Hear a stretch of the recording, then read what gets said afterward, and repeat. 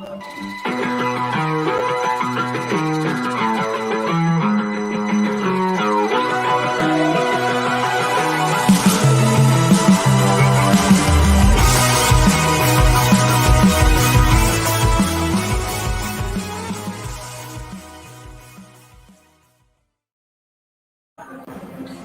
in, everybody, to At the Book here on bet.nola.com, brought to you by Caesar Sportsbook.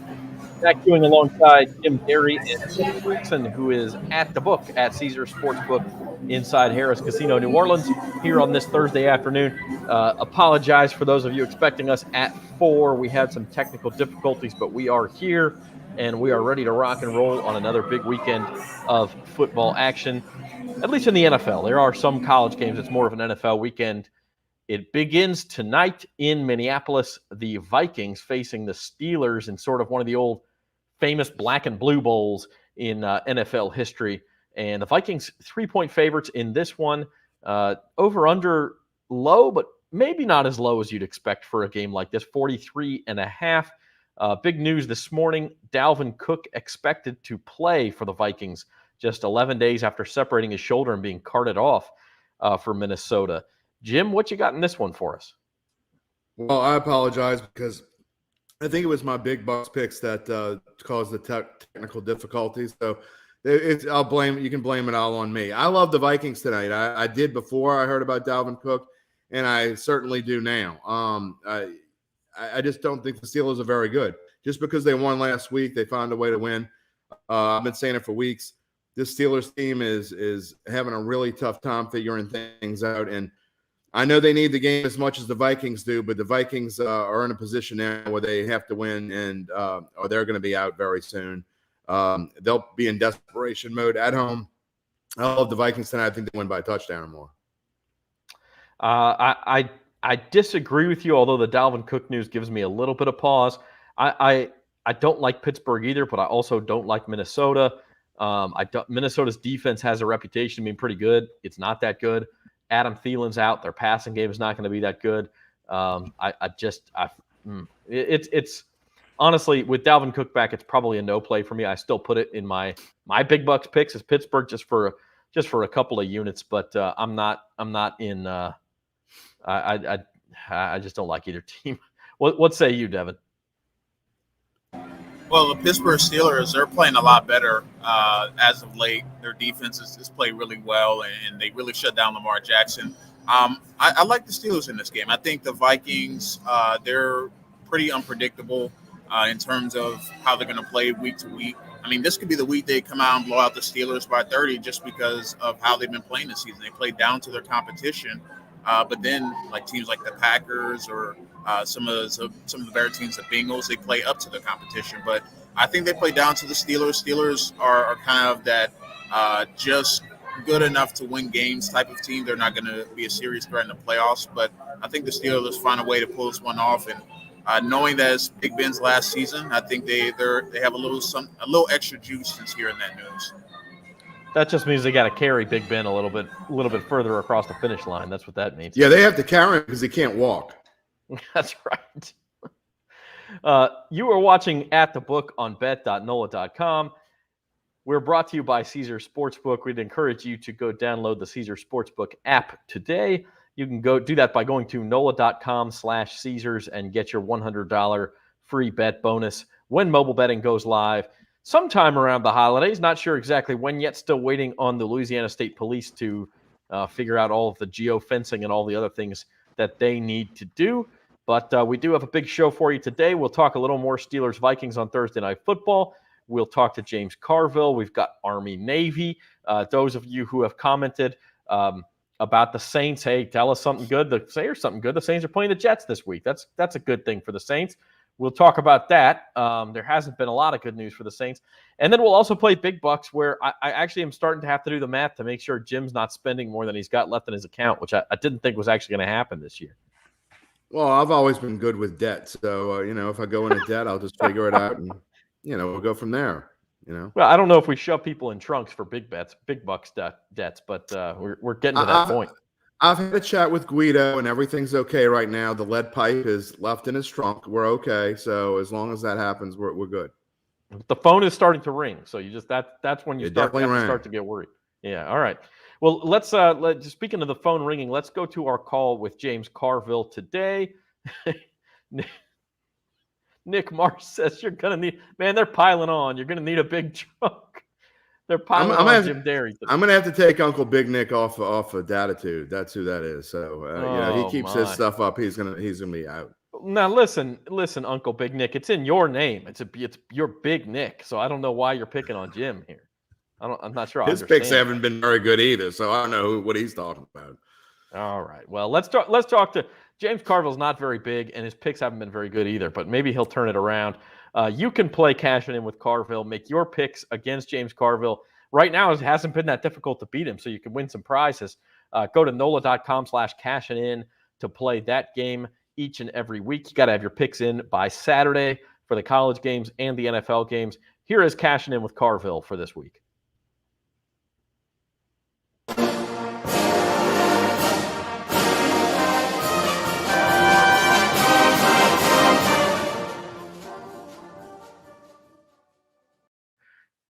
Well, hello again, everybody. Welcome to Cashin' In with Carville here for Week 14 of the NFL season. Heavy on the NFL today. I'm Zach Ewing with James Carville. He checks his phone for the lines one last time here. Heavy on the NFL this week as college kind of takes the week off, except for the big game outside of New York. This Saturday is the Army-Navy game. James, I'm sure you've watched that game throughout your life. It's one of the best. It is literally one of the best, and I love the Army-Navy game. It's just, when there used to be a huge impact on national rankings. That's not so much the case anymore, but it's still Army-Navy, which is, pretty doggone a lot of tradition there. And I'm going to take, what's the line we got? Army minus 7.5 on that one. I'm going to take the middies, and I was in the Marine Corps. I was born at Fort Benning, so I have dual loyalties here, but Navy wasn't as bad as we thought they were going to be this year. And 7.5 is a lot of points in a rivalry game.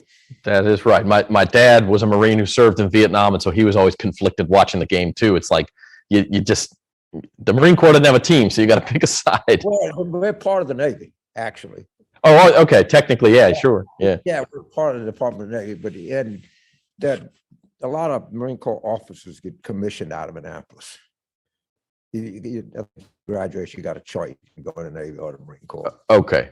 So see, this is my civics lesson for the day. This is my thing that I didn't know. In the Treasury Department. All right. Before we move on to our NFL slate for the day, new LSU coach Brian Kelly, a lot of changes this week on staff. Corey Raymond is out, but he's brought in some people. Tommy Moffitt is out. I suppose with a new coach, especially one as renowned as Brian Kelly, there's going to be change. It's a little uncomfortable for most LSU fans, though, I think. Why? You bring in a new guy, he's going to bring in his own people. I mean, it's as predictable as night following day. One of the things that just really you hear these Notre Dame people whining and squealing, and when Brian Kelly, when they took him away from Cincinnati, did they feel sorry for Cincinnati? Did they say, well, they came to Notre Dame because it's more money, or he thinks he can win more games here? And it's really hilarious. And then, of course, Lincoln Riley going to Southern Cal. Well, that's cool. I mean, if you leave Oklahoma for Southern Cal, the cool kids like that. If you leave Notre Dame for LSU, the cool kids don't like that. I think this has been something to see. And you can just see how mad they are. And of course, what do you think? All LSU cares about is winning. Well, what else does anybody else care about? Like, we're the only fan base in the country that wants to win. It's so goddamn stupid. Notre Dame is not used to being the one left without a musical chair, I think, and that's Marcus Freeman may end up being a good coach. Yeah, I hope both do well. Brian Kelly's going to win a lot of football games in Baton Rouge, I promise you. And and it doesn't do anything but get harder and harder and harder. No, that's absolutely right. Still Alabama, Texas and Oklahoma coming in the conference. Jesus, man, Auburn probably going to shake things up here. This is one tough neighborhood we hanging around in here, but we would have it no other way. There is no doubt about that. And we'll talk much more college football as we get into bowl season starting next week. But the focus this week on Army Navy and then on the Heisman. And then in the NFL, the Saints, for the first time under Sean Payton, have lost 5 games in a row. The good news is they get Alvin Kamara back this week. Maybe better news is they play the Jets this week. Is there any hope in your mind for the Saints to turn this around in the final 5 weeks? I just have great faith in the Saints organization, and I think it's warranted. I mean, we've probably won more football games in the last 10 years than anybody not named New England Patriots. Or if not, we're very close. And this has been a brutal season, but I wouldn't give up on Sean Payton, not ever. It's difficult. I guess you'd say the odds are we don't, but let's see. And you're right. We play the Jets. We ought to be able to get something. The other thing that's so damn frustrating is the Pelicans. Whoa. We're not that bad. Every time you give up on them, you go, I don't know. They had a tough loss last night in overtime thing. I almost went to the game. I'm glad I didn't. Yeah, we're actually going in a couple of weeks. But you're right. I mean, I think it's a team that was built to play around Zion. Zion's not there. They're playing hard, but they just don't seem to get over the hump. And they win some improbable games. The loss to Houston. I don't know. But I think I think this guy might be a pretty good coach. I'm willing to hang in there with him for a little bit. All right, we'll see what happens if Zion can get back. Maybe they get on a roll. We know you don't pick the Saints game. Saints are 5-point favorites against the Jets. Let's get into some of our other games here. We're going to start about that for a second. Yeah, sure. You're playing at home against a team that lost 5 in a row, and you're a 5.5-point dog. We think the Saints are a mess. That is the definition of a mess. Yeah. Go ahead. All right, AFC first. Ravens at Browns. It's Cleveland laying 2.5 here at home. Cleavage. Take the Cleveland Browns to bounce back. Ravens have been struggling on offense. Lamar Jackson, not himself. Yeah. Is it probably the Heisman Trophy? I think Alabama's going to win it. That's not even a close call, is it? I believe the odds are minus 4,000 for Bryce Young right now to win it. So that's all but done and dusted. That would be a shock if not. Although if he doesn't win it, it'll be the defensive player from Michigan who will be the first purely defensive player ever to win it. So that would be fun. All right, moving on. The Dallas Cowboys are road favorite here, 4-point favorites against the Washington football team. The football team. Take the football team, the capital F, capital T football team. I never liked them. I lived in Washington. I couldn't stand them when I was there. And I've season tickets to the Nationals. I had season tickets to the Wizards. I just never have liked the Washington football team. But having said that, they're better than I thought they were.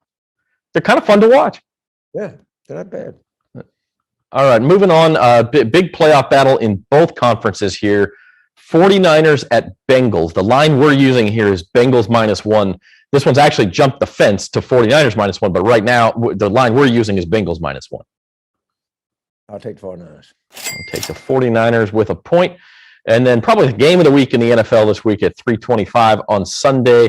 The Bills and the Bucks. Possible Super Bowl preview here. Bucks laying 3 points. Bucks. Taking the Bucks, the favorite there. And then switching things up for Sunday Night Football and going to a big spread. We know Aaron Rodgers owns the Bears. He said it the last time they played. This time they get them at home at Lambeau in prime time. But they're laying a big number here. Can the Packers cover 12.5? The Bears are terrible. All right? They're just not very good. You just keep waiting for them to get better, and they don't get much better. I'm late to points. Take the Pack. All right, we'll take another favorite. And then finally on Monday Night Football, second straight real good Monday night game, this time in the NFC West. The LA Rams in Arizona to face the Cardinals. Cardinals by 2.5. Rams. We'll take the Rams on the road there. What's your take on bowl season? Too many bowls? Not enough bowls? What do we... There's this hilarious piece in The Athletic, the guy was talking about all the different bowls, and he said, "You think I'm making this up? This is about college bowls. I'm not making anything up." Nah, people board watch it. They get good TV ratings and bring some money to different places. Let them play. I don't have much against it. And it's more games for us to pick, so that'll be next week. We'll start more opportunities to lose money, but I'm not necessarily think that's a terrible idea. Then what are 28 of them or something like that? It's gonna be like the NCAA. Yeah, I think that's right. It may be even more than that at this point. But as long as people keep watching it, and as long as it's the ESPN Bowl or the Fox Sports Bowl, if somebody figures we'll pick one up and we'll go home. But as long as the top of the thing is the top four is what interests me, and I think that's what Coach Brian Kelly too. I think you're right, and that's on New Year's Eve, and we'll get your thoughts on that. Cincinnati getting in, kind of a breakthrough for the group of five, but we'll have plenty of time to talk about that before New Year's Eve. Yeah, and those are some big lines they got. It is 13.5 and 7.5 for the two semifinal games. Yeah, I don't mean they giving Michigan all those points. I don't know. I guess we'll have a couple of weeks to think about that one. We can noodle on that. All right. All right, James. We appreciate it. This is Cashing In with Carville, and we'll see you next week. Absolutely. Thank you, man.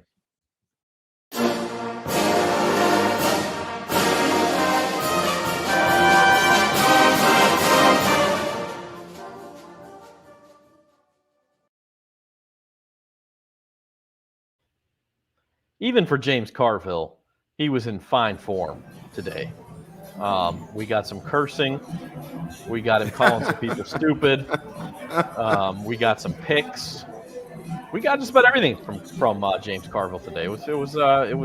It met expectations. He would fit in well on the Datitude podcast. I will have to I'll see if I can hook that up for you. But that would be fun. He's a lot of fun.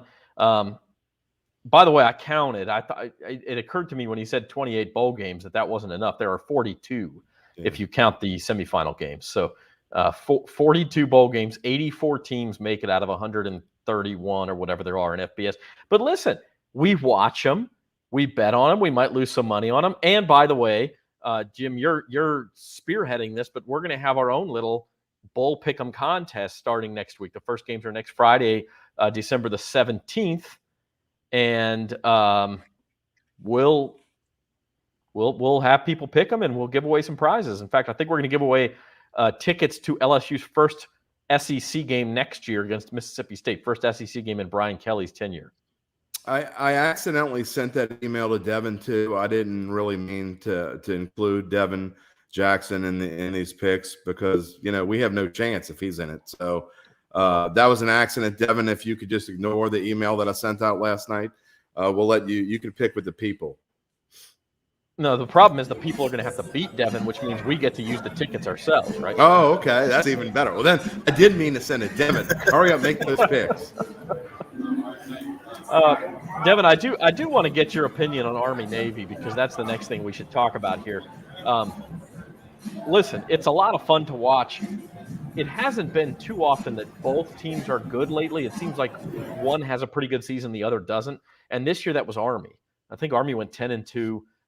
Navy has not had, or 9-2, and this is their 12th game. Navy has not had as good of a season.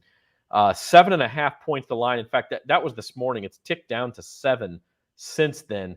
And then the other thing is the over-under, 34.5. That's insane. Without looking, I guarantee you that's the lowest over-under of the college football season. Yeah, without a doubt. I mean, it's as low as you can go without it being too crazy. But I'm not crazy about the over/under in this game. I'm taking the over. I do think that Army can put up points. They have shown they can do that this year. They had that crazy game against Wake Forest where they put up almost 50 points, went toe-to-toe with Wake Forest offense. And Navy hasn't been great this year, but it's a rivalry game. I expect it to be back and forth, but I could very well see that hitting the over on that point spread and it being like 23-17 or something like that. So I would take the over in this game if I were betting on it. That is gutsy because I will tell you, I sort of set you up. The last 15 Army-Navy games have gone under, 15 in a row, and 40 of the last 50 plus a push. So historically, however, as with any trends, the guys making the lines know that too. And so they just keep making that total lower and lower and lower. And I actually agree with you. 34.5, I can't bet the under on that. I mean, it might be 20-3, but I don't see how you can bet the under here if it's 34.5. Wasn't it 15-0 last year? I think 15-0 or 16-0. I mean, yeah, it could go under. I just don't know that I'm going to put money on it. Well, I wouldn't touch that with a stick. I mean, things that look weird, I either stay away from it or I take the side that they're begging me not to take, which is the under. So if I were to take one, I would take the under, but I'm not going to touch that. I do like Navy though, because if you look at what they've done as of late, they played much better at the tail end of the season, played real well with East Carolina, held since I think they were within a touchdown against Cincinnati. And I know Army has played well, obviously, but I agree with James Carville about rivalry games and such. By the way, my dad was an Army grad. My dad went to Army and he was in Vietnam as well. So we're butting heads again, Zach. But I got to go with Navy here. I think it's going to be a tight game. You could easily see something along the lines of 13-6 or something goofy like that. And I haven't looked at the weather yet, but I just think that's too many points to give up in this contest. Navy dominated this series for quite a while, but Army has played much better. I think they've won 4 of the last 5 or something along those lines. And so I do think Army will win the game, but I'm not giving up 7.5. Yeah, I actually made Army, and we'll talk about it in big bucks. Army minus 7.5, my favorite pick of the week. But that was this morning, and the more I've looked at it today, I'm already starting. This is when you know you made a good bet, right? It's like you're already starting to be like, I don't know, because if it is a low scoring game, 7.5 is a hard number to cover. Like you said, maybe it's a tie game late, it's 10-10, and then Army gets a touchdown. Well, they're not going to cover 7.5 in that case. And as we know with these teams, the fourth quarter can go by real quick. It can be 13-10, and then each team's got the ball once, and all of a sudden there's two minutes left in the game. So it'll be interesting. I know one thing's for certain is we'll all be tuned in and we'll watch because it's so much fun. They're up there at MetLife Stadium in New Jersey, and then of course the very next day they're going to flip that place around, and the Jets will be at home to face the Saints. And this is an interesting one too. We talked about this with Carville. The Saints have lost 5 games in a row, and yet they're 5.5-point favorites. That line is ticked up from 5 to 5.5. Alvin Kamara's back, but Mark Ingram is out. Cam Jordan could be out. Taysom Hill's going to play, but he's got the finger injury, so we don't know how effective he'll be throwing the ball. But I think the one thing we do know for sure, guys, is this: if the Saints have any hopes of going into the final weeks with playoff chances, they absolutely positively have to win this game. It can't become 6 in a row. We've said must win too many times this season for that to even matter. And I don't think it matters. The Saints aren't going to the playoffs, but I changed my picks since Tuesday when my picks first came out. I actually put the editor's note in my picks because I didn't think Kamara was going to play, and I put in there that if he did, that I would likely change my mind, and I have. When you look at what the Jets are facing, they're facing a lot of their own issues. Elijah Mitchell's probably going to be out. They're probably their top playmaker on offense. And, I mean, the Jets' defense has been good at times. They've been very sporadic. I really like Robert Saleh as a coach, and I think he's going to be a really good coach. I think the Jets will be better eventually. But it has nothing to do – it's no more must win or any of that stuff. You can't make a handicap based on that any longer when it comes to the Saints. I just think with Alvin Kamara back, they're a much different team. It looks like either Ryan Ramczyk or Teron Armstead will play. I think one of them at least will play, which makes a big difference. We don't know about Marcus Davenport yet. It looks like Gardner Johnson has a chance to come back and play. He's been taken off the IR. So this Saints team is finally starting to get healthy, and maybe Sean Payton was looking towards last week and then this week, and I think he thought he'd probably get some of these guys back last week. It didn't happen. They got an extra 10 days off. The Saints have had a mini bye. The Jets are in, you got to think they're in don't care mode anymore, right? So I changed my pick. I didn't want to lay 5.5 before when I didn't know who was going to play, but now that we're starting to see that the Saints are a little bit more healthy, I got to think the Saints are going to play one of their better games this week. And people can yell at their phones or say whatever they want. I look for Taysom Hill to have a big bounce back week this week, and especially with Alvin Kamara back there. What say you, Devin? Obviously the Jets are a bit of a mess. Jim mentioned it. Elijah Moore has missed practice the last 2 days. They could possibly still play. I mean, they haven't ruled him out or anything like that, but even if he's playing, he may be limited. And you just have to like the matchup of this Saints defense against the Jets offense, and then maybe they slog it out on the other side of the ball. The thing I worry about is that historically the Saints have struggled against rookie quarterbacks. It's been kind of that they make him look better than he actually is. I think back to Robert Griffin III, his rookie season. He had a big day in the Superdome, and a few of the quarterbacks had big days against the Saints defense. You just worry that the Saints defense won't look as good as they have been all season because of Zach Wilson, his ability to create outside the pocket. It was something they struggle against with the Eagles and Jalen Hurts' running ability. So you want to see the Saints defense be solid, especially with Wilson getting outside the pocket and making things happen. But if they're missing their top weapon, then that should go well for the Saints. And I expect the Saints to run the football a lot. I think they'll keep it on the ground quite a bit, use play action, use Taysom Hill's running ability, should he play on Sunday. And I think the Saints should cruise to a win, but nothing in the NFL is ever guaranteed. Yeah, I mean, clearly right now this team's not cruising to much of anything. But this is the team you want to play. If they can win this one, then you take your shot at the Bucs next week. But really, you're gearing up for those final 3 weeks when you have 2 home games against the Dolphins and Panthers, and then a trip to Atlanta. All 3 winnable games, and if they could get healthy by that point, they have at least a shot. Which at this point, when you've lost 5 in a row, is all you can ask for. And I honestly, Devin, I don't know. I mean, what does their performance against RG3 as a rookie have anything to do with what Zach Wilson's going to do? I don't know that it's much. Zach Wilson has been inconsistent. Has he looked good at times? Yes. At other times, he's looked really bad. He hasn't been healthy either. So we'll see what happens. He is practicing in full. I'm just looking at the injury report here. Ramczyk is the one who is still not practicing, but Teron Armstead has gotten in 2 limited practices. So the Saints, I have to be hopeful that he'll be back. Same thing with Marcus Davenport, 2 limited practices. Alvin Kamara and Taysom Hill, both full practices. And then they added today to the injury report a limited practice for Lil Jordan Humphrey. So an already decimated receiving corps gets even more decimated if that's the case. But that's a bit of an issue for the Saints as well. You're watching At the Book on bet.nola.com. We're brought to you by the Caesar Sportsbook. And we're talking a little NFL action. Going to get into some big bucks later. I do want to dive into something else that I talked to James Carville about this week, and that is the LSU staff changes. And Jim, this one's for you as an LSU graduate. Kevin Falk out the door today. Yesterday it was I'm blanking on the name now, the defensive backs. Corey Raymond, the defensive backs coach, out the door. Tommy Moffitt, the strength coach, out the door.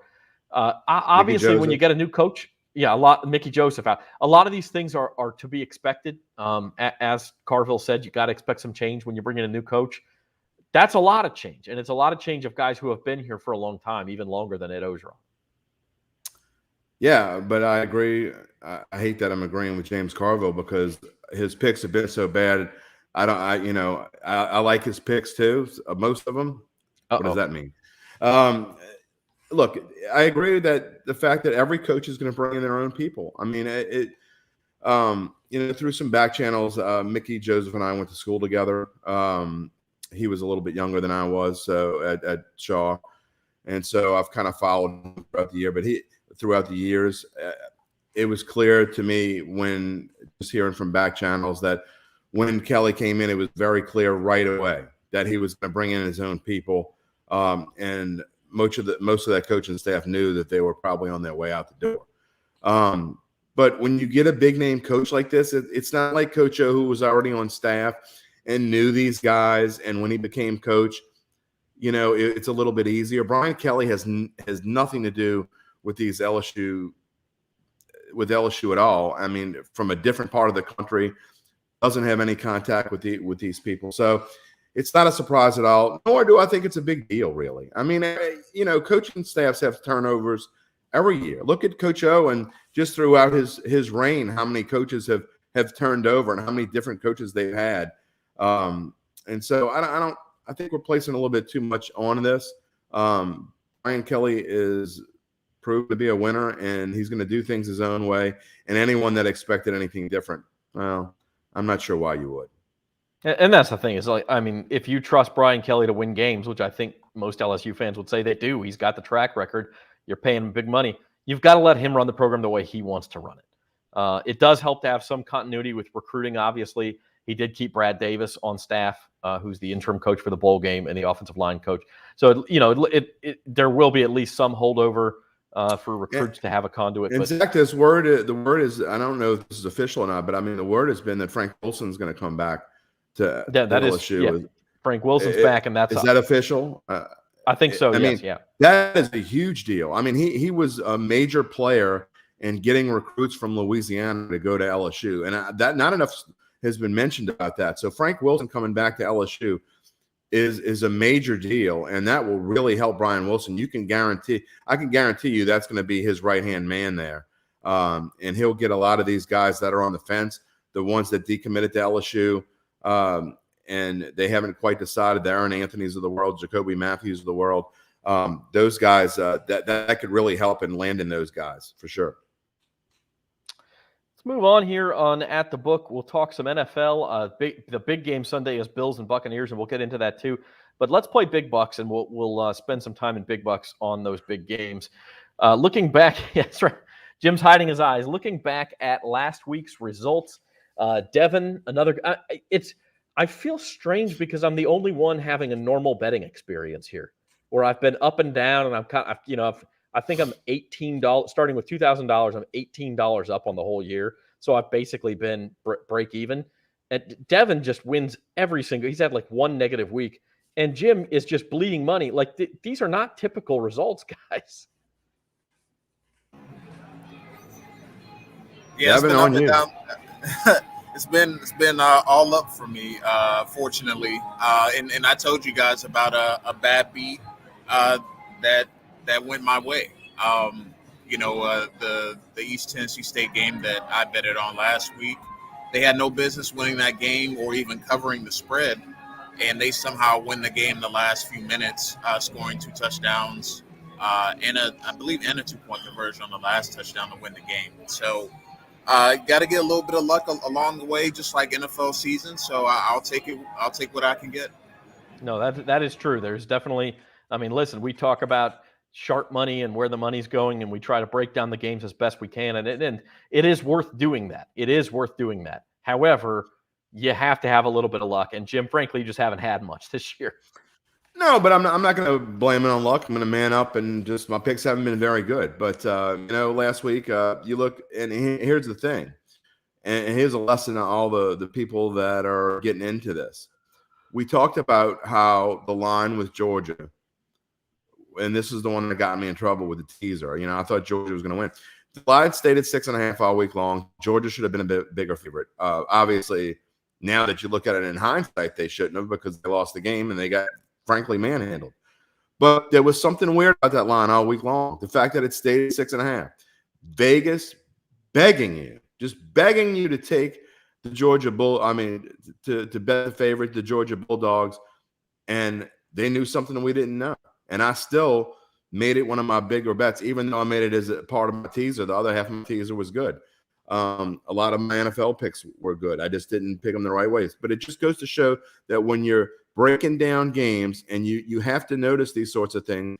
And when you notice them and you find out, hey, this is a value or this isn't a value, and obviously Georgia wasn't a value, and I should have just stayed away from it. But I still stubbornly went with it some kind of way. I tried to figure out a way to make it part of my pick because I was sure Georgia was going to win. I just went against what logic dictated to me after doing this for 15 years, and it bit me in the butt. And that's happened quite a few times this year why I've ignored certain signs, and you can't do that. So, I mean, I've had, kind of a mixed bag off the big bucks thing. Obviously, my big bucks numbers are terrible.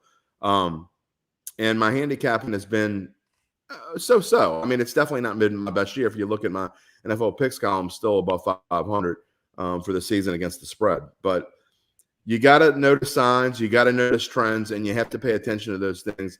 And when you make your bets, you got to put time into them and not just say, oh, I'm darn sure this team's going to win, so here's my number.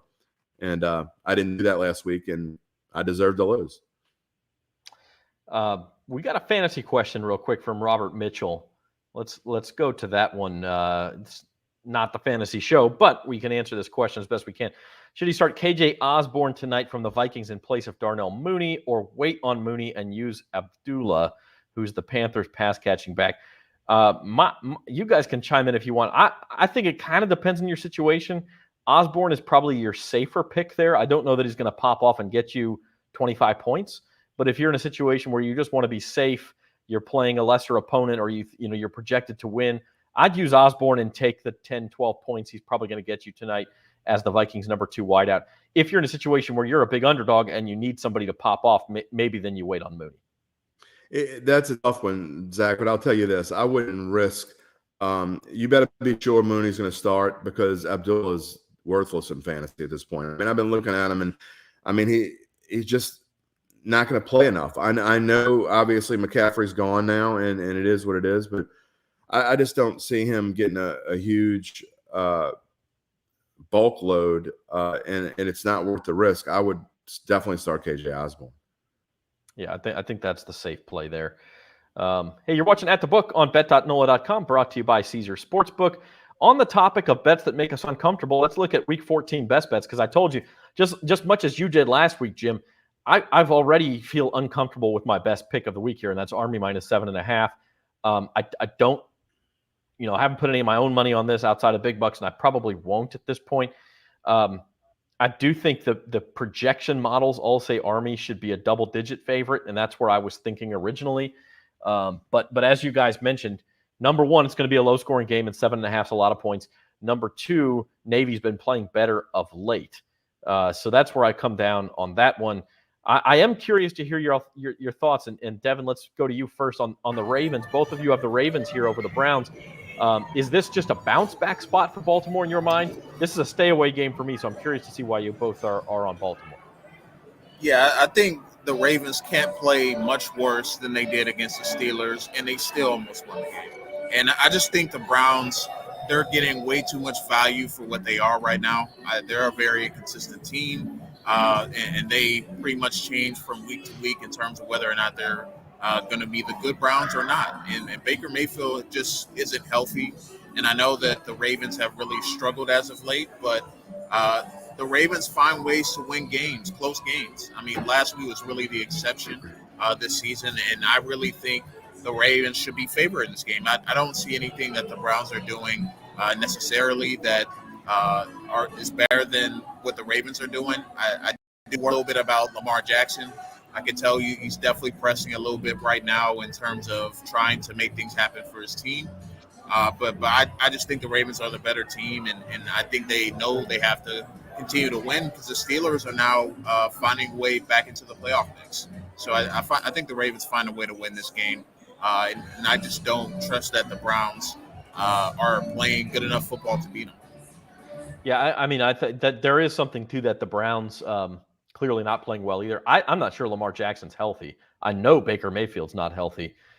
Jim, you put the Ravens in a teaser here. You also have them on the money line, though, so clearly you're on Baltimore also. I'm going to be on Baltimore every kind of way you can be on them. They've won 4 in a row in the series.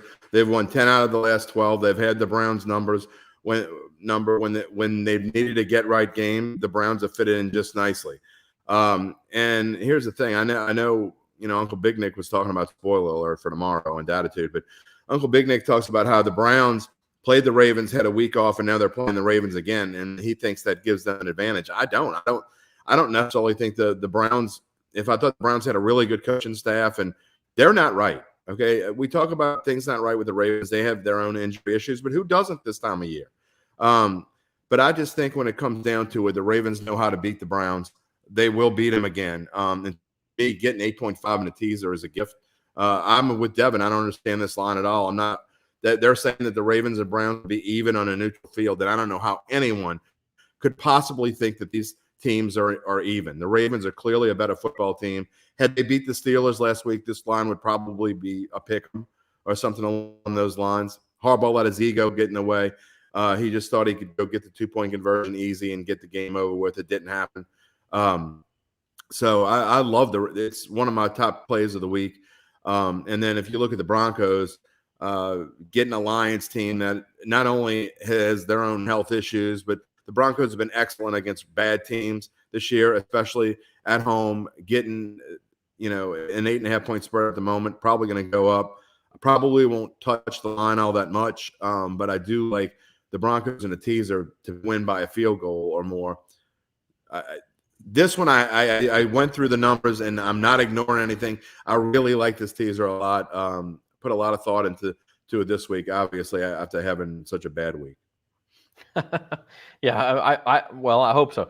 It's interesting you say that the Ravens, had they won last week, this game opens at a pick. It did open at a pick, but the money came in on the Browns almost immediately. I mean, that thing moved 2 points in the first 24 hours. So, which confused me. The Sharps, for some unknown reason, there are a few teams they love. They just absolutely love, and they will bet them no matter what. And I haven't figured it out. The Browns and the Eagles are two of those teams. They keep betting them. It doesn't matter what the lines are. They bet them early in the week. The spreads change. I just don't understand what they're Eagles, I kind of get at least. The Browns, I don't get at all. I know Nick Chubb is back to close to 100%, and they can run the football, and they actually play pretty good run defense. But to me, you throw run defense out of the window when you play against a quarterback like Lamar Jackson, because those numbers don't matter, because he's not a traditional type runner. He's going to get around, and he's going to run when he has to. And he knows how to beat the Browns. He's shown it in the past. He's done it a bunch of times. So this one seems pretty clear to me. Well, clearly we're going to have a Browns-Eagles Super Bowl then. I mean, that's all that can mean. Right. Yeah, that'll happen. Don't bet on it, as they say. Right. Devin, let's go into big bucks. Listen, Devin picking FCS games seems in his friggin' wheelhouse. I may just go bet these two things. Like, the smaller the school, the sharper Devin is. So tell us about your FCS picks first off. East Tennessee State, they shouldn't even be here right now. That's the basis of my pick here. North Dakota State's going to clearly win the game. They're the better program. They're a juggernaut at the FCS level. But I do think there is a potential for a backdoor cover. I do think North Dakota State will get out early, get up big early, and pretty much rest for, I believe it's the semifinals coming up next week, and get prepared for that. I think East Tennessee State, they showed they can score the ball, especially in the fourth quarter. So that was kind of the basis of that. Montana, James Madison, over 45.5. James Madison's offense has been humming as of late. And I just don't believe that it's going to be a game where it's just 45 points. And I just feel like that's way too low for this game. So I took the over in that one as well. And then a few NFL games. I have to start betting NFL. I can't avoid it any longer. But the Titans over the Jags, 8.5. I feel like that's a solid pick. I know that the Titans have struggled as of late, but there's potential they may get Derrick Henry back before that 6 to 10 week window. I think that'll kind of build some momentum for them. The Jaguars are just, at this point, they're just out there playing football. They're not. It doesn't even seem like they're going to win another game this year. So I think the Titans win by at least double digits, and that's why I took that. I took the under in the Broncos and Lions game. The Broncos defense has been really, really good this season. Lions are coming off a big emotional win. It feels like a letdown spot, and I know it's a one-win team, but I just feel like they're not going to put up that same type of performance they did against the Vikings. Then finally, I like the Bills still, even though they lost on Monday night to the Patriots in ridiculous weather conditions. I do think they're still a good team, and I do think they're going to take the Buccaneers down to the wire, and they'll have a chance to win the game late. Let's zone in on that one just for a minute because it's clearly the game of the week in the NFL. Well, the Rams play Cardinals on Monday night too, which is a good game. But Bills and Bucks, possible Super Bowl preview here. The Bills obviously stumbled on Monday night, but that was just such a weird game with the wind and New England only throwing 3 passes. And I mean, I don't know how much you take away from that. The Bucks have been nails at home. I bet this thing at -3. And I liked it a lot better at 3 than 3.5, obviously. Jim, we'll move to your big bucks. You have the Bucks on the money line here. Tell us about that one first. Well, I mean, the line makes me a little nervous that it's going to 3.5. So I'd rather just look. I don't see how the Bucks lose this game, and I don't trust the line. So I'd rather. This is a case where I'd rather lay the 1.71 to spend a little bit more to get what I want. But I do think the Bucks cover anyway, and something's wrong with Buffalo. I mean, you got to throw out the Saints game. The Saints were a complete mess in that game, so you can't look at that at all. But I mean, if you look at last week, what are the two Bills' big strengths? Josh Allen and their defense. Tre'Davious White's out, and Josh Allen has been average at best the last month of the season. The Bills haven't been very good, and it's time to stop believing in them. They knew. They were certain, 100% certain. Bill Belichick could have shown them the game plan for the week. They knew that the New England was going to run the football. 2 average running backs at best. I mean, Damian Harris is okay, but then he pulls up lane, and Ramondre Stevenson is running all over him. They knew they were going to run the football, and they still couldn't stop him. I mean, they made enough mistakes on their own. The kicking game was hard kicking that wind. I get it. Tyler Bass misses the 31-yard field goal, and then who knows? Never should have tried it. Never should have tried it. I mean, it was dumb to try it against the wind. But I think the Bills are pressing, and this isn't a place where you can go in and press. And I think the Bucks are going to go in, and they're not going to. I mean, Leonard Fournette will have enough. You know, he'll be able to. If they couldn't stop Damian Harris, they're not going to be able to stop Leonard Fournette. And then we know that Tom Brady is on a mission at the moment. They have a slight chance to clinch the division. They're looking to get into playoff mode. And like you said, the Bucks have been fantastic at home. If this were at Buffalo and it were a pick-em game or so, I'd have to think about it a little bit more. But it seems to me pretty easy. I can't see Tampa Bay losing at home with a chance to start being able to salt things away. And so that's one of my picks of the week, obviously. And then we talked about it. I don't need to go into Ravens anymore or the Saints. I've already told you what I thought there. In my teaser. So that leaves Panthers versus Falcons. I think this is one of the easiest bets of the week to me.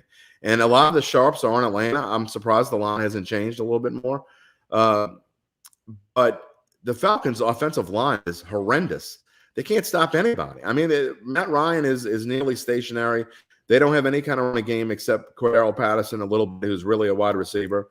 And the Panthers are number 4 in the league in sacks. So I think they're going to get to Matt Ryan, and I think that Cam Newton, assuming that he's the one that's going to play on Sunday, no matter who it is, it really doesn't matter to me who's quarterback. I think the Panthers are going to be able to score. They need a big bounce back game. They're not quite dead yet, and I know the Falcons, they have the same record, but you want to talk about 2 teams with the same record who are fairly far apart. The Panthers' defense much better than Atlanta's. I really like Carolina. That is my spread pick of the week. Yeah, I actually like Carolina there too. I didn't pick it. I have to say, you know, most weeks when you love your picks, it's like a bad sign. You're like, oh, you know, not talking about you specifically, Jim, just in general though. If somebody really loves their picks, a lot of times, you know, the betting will humble you, right? Like you bet on them and you find out maybe you didn't know as much as you thought you did. So I'm hoping that's the case, that this week I hate my picks. I don't like them. I came up with a few. I told you Army, Navy, and Steelers, Vikings. I went with them, but I'm not a lot of conviction. And then I bet on the Jaguars and Giants, guys. I mean, I almost bet on the Jets against the Saints, and then I changed my mind. But like I just couldn't bring myself to bet on the Jags, the Jets, and the Giants in one week. And so I settled for this. The Chargers have COVID issues. Again, I'm only putting small money on it. The Giants, Daniel Jones probably not playing either. 10 points just seems like a lot to me there. Jake Fromm covering 10. I don't know. The Chargers are Jekyll and Hyde, so maybe you get a Hyde week. I do actually like the Cowboys a lot at the Washington football team. I know Mike McCarthy made some headlines by saying, hey, we're going to win that game and kind of guaranteeing victory, which, you don't hear NFL coaches do ever anymore. Like that doesn't happen at any level of football anymore. Like coaches are terrified of bulletin board material. NFL, college, high school, I don't care what it is. You don't hear that anymore. But Mike McCarthy did it. And so to me, that means they got to be feeling pretty confident, right? I don't understand what the big deal is. I mean, that doesn't bulletin board material doesn't work in the NFL. That works maybe in high school to some. In high school, I think it works. And I've been known to produce bulletin board material for teams and been thanked many times for it. But I don't think it matters in the NFL. And I agree. I don't understand. The Cowboys are getting healthy.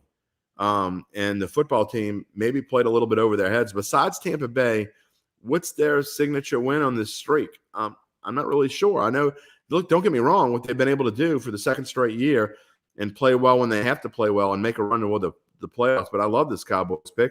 I think this is when Dallas begins to take charge in this division. And a win in this game and a statement win kind of puts it away. Yeah. And then the last one I'll mention here is the Jaguars. I actually, again, bet this earlier in the week when it was 10.5, and it's been moving steadily down.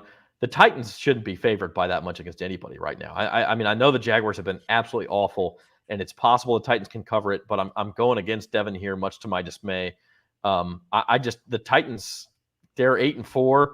They might be the worst 8-4 team I've seen in a long time. When Derrick Henry comes back, it might be a different story, but that defense is a mess right now. I just think that's too many points. They may find a way to win, but it's too many points. As a Derrick Henry owner, with this to be in the last week of the regular season, and then I've already secured a bye, wouldn't it be sweet for him to come back in 2 weeks? That would my opponents would not like that very much. I'm hoping that Dalvin Cook, and this is where fantasy makes you kind of a jerk, but like Dalvin Cook's coming. I'm a Madison owner, but I'm already pretty safely in the playoffs. Like I just need to avoid losing by 100. And I'm in the playoffs. So I'll bench Madison this week. Maybe he comes back too early and re-injures himself, and I can start Madison in the playoffs instead. So I'm all about Dalvin Cook going out. One of my nemesis says Dalvin Cook. Yeah, that's my jerk statement of the day. Guys, this is At the Book for Thursday, December 9th. Let's do final thoughts. Devin. It's do or die time for the Saints. It really is. I mean, the next 2 weeks, if they don't look good either week, you can go ahead and close the door on the playoff hopes if you haven't already. So it's definitely like it's not even negotiable about winning or not. It's not even a must win. It's like you just got to do what you have to do. Go out there and win. So we'll see what happens.